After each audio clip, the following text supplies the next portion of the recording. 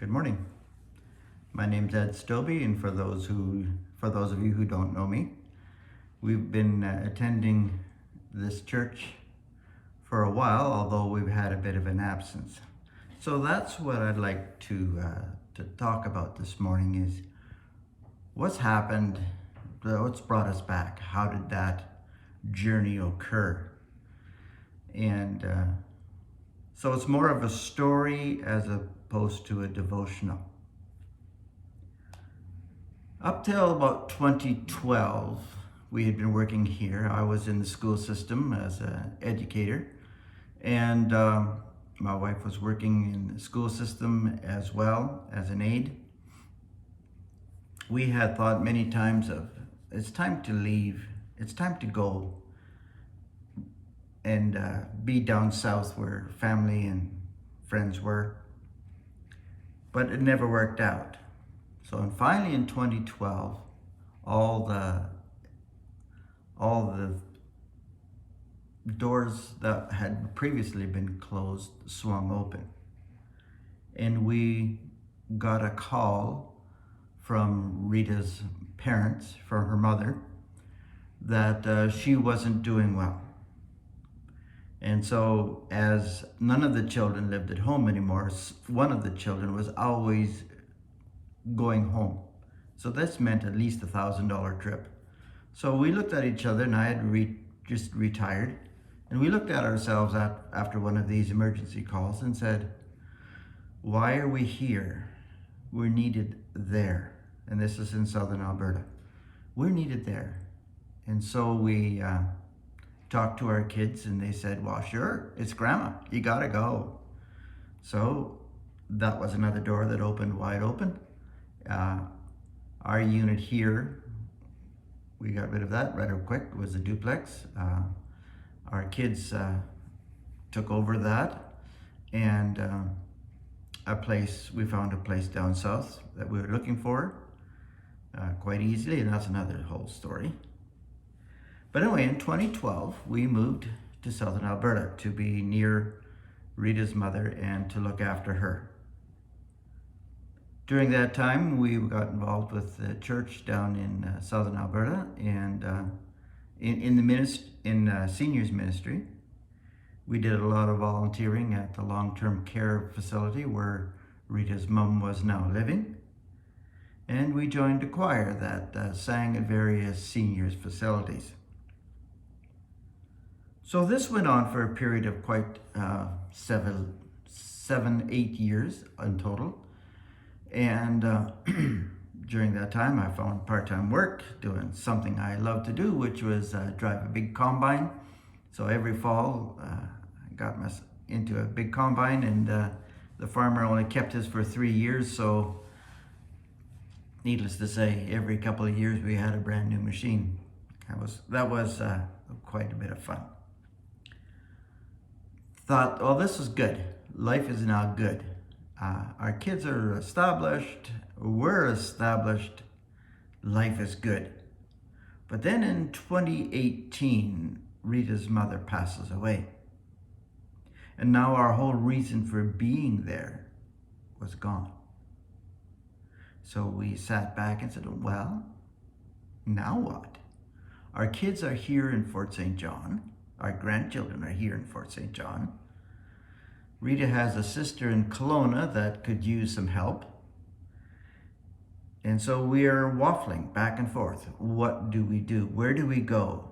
And we were praying, okay, God, where do you want us? Where do you want us to be?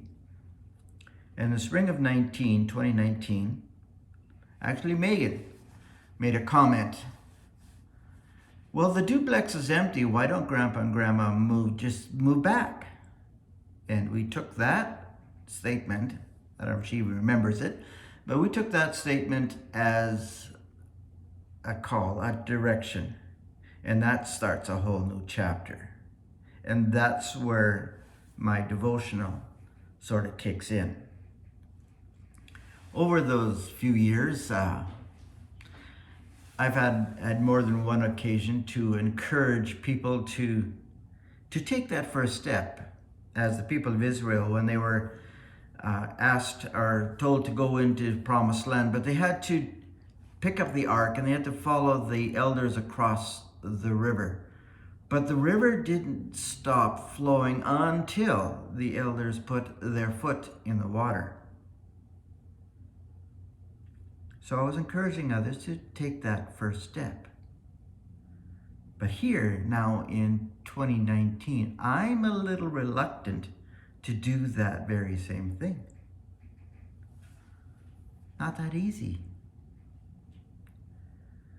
So during one visit later in 2019, I was convicted to do that very thing. So got out my computer and I booked a U-Haul for late in July. Condo hadn't sold, hadn't even been on our market where we were living. We had a condo in southern Alberta. We booked the U-Haul. I took my first step. More restrictions were coming in as COVID-19 was starting to intensify.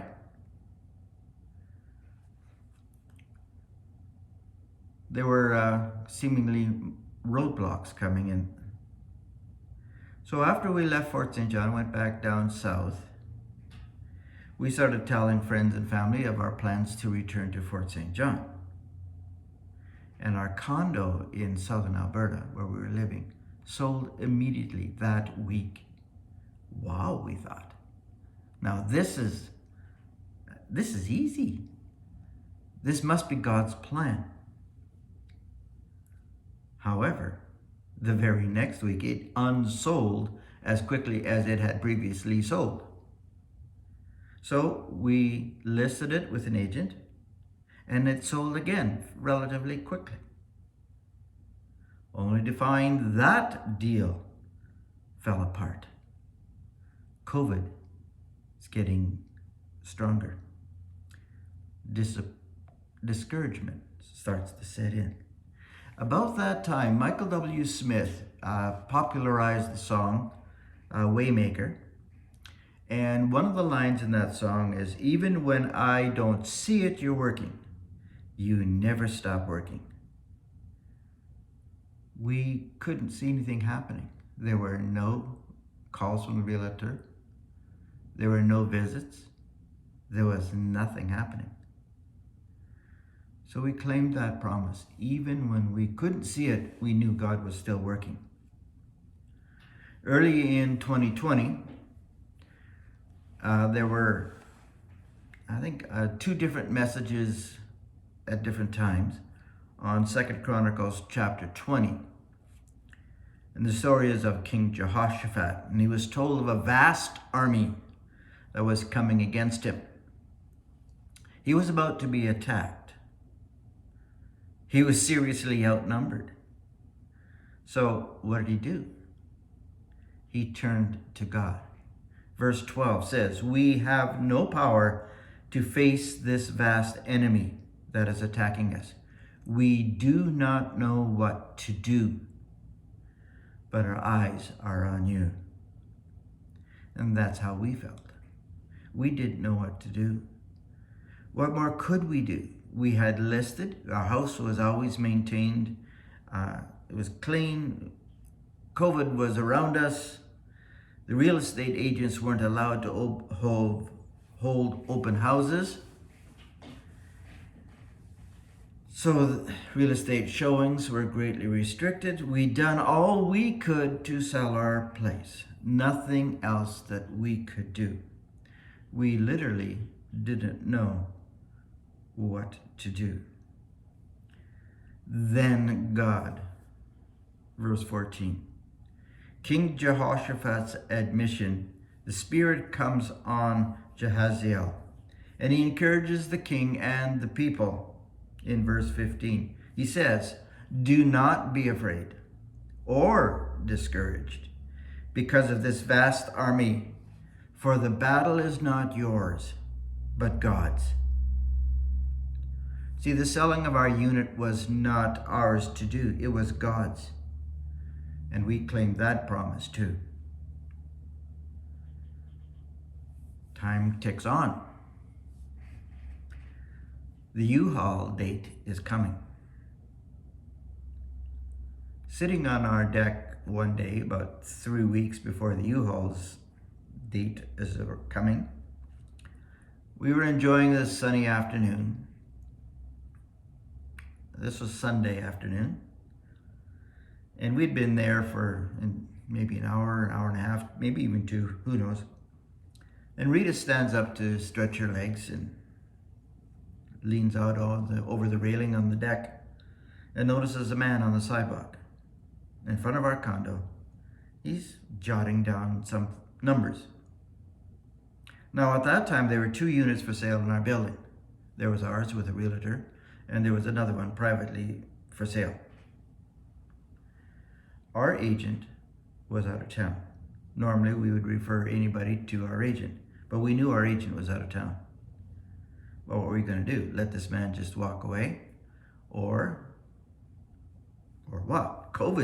Remember, COVID-19 says don't let anybody into your house, especially a stranger.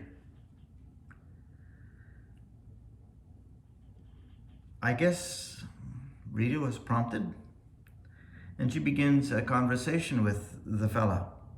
And she asks him, would he like to see our unit? And he replies, yes. So we invite him up, we show him around. Rita shows him the unit that we lived in. I showed him the bigger building and the grounds, the amenities that all that came with. Within 3 days, we had an accepted offer. We had 3 weeks in which to complete all the transactions, paperwork, etc., etc. The U-Haul is still coming. Behind the scenes. You remember that song?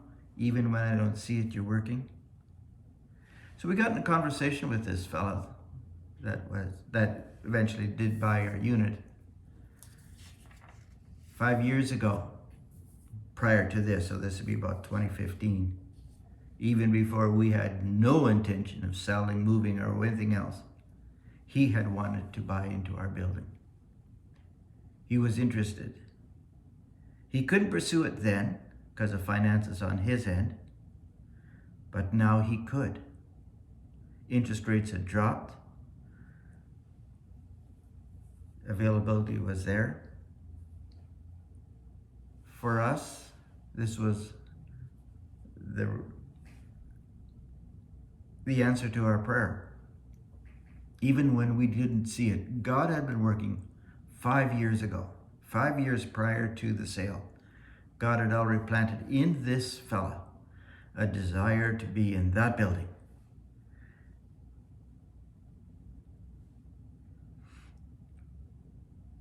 So you may be stuck right now. The odds may be stacked against you. You may feel trapped. But remember King Jehoshaphat's response to the situation. God, we don't know what to do, but our eyes on you.